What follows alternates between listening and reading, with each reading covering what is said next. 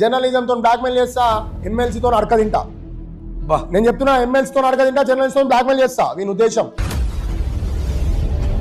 ఈయన బ్లాక్మెయిల్ చేసి బతకడం కోసం ఒక పథకం కావాలి వాస్తవంగా. అంటే ఇప్పుడు ఈ బీసీ ఉద్యమం అనేది పథకమా? పథకం ఇది కూడా ఒక పథకం. 7200 ఎట్లా పథకం? హైదరాబాద్ మొత్తం ప్రతి బస్ స్టాండ్ 800 బస్ స్టాండ్లు, దాదాపు 60 చిల్లర బ్రిడ్జెస్, దాదాపు ప్రతి చౌరస్తాకు 2 hoardings, 30x30 size hoardings. State మొత్తం ఉన్న 28 టోల్ గేట్ల దగ్గర 2 హోర్డింగ్స్. మీరు ఏడవైనా కొత్తపల్లి సతీష్ ఫోటోనే కనబడుతుంది. నేనే కట్టించారు. నేనే కట్టించిన ఆడియన్స్ అతను ఉండు. బిల్స్ ఉన్నాయి. ఆటో స్టిక్కర్స్ దాదాపు అంటే కూడా 3500 ఆటో స్టిక్కర్స్. ఒక 89 లక్షలతోనే బయటవాట.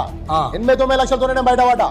89 లక్షలు ఖర్చు పెట్టి ఖర్చు. వానికి ఇచ్చిన పైసలు కూడా అవి రావు. శవాల మీద చల్లిన పైసలతో వాని శవం మీద చల్లిన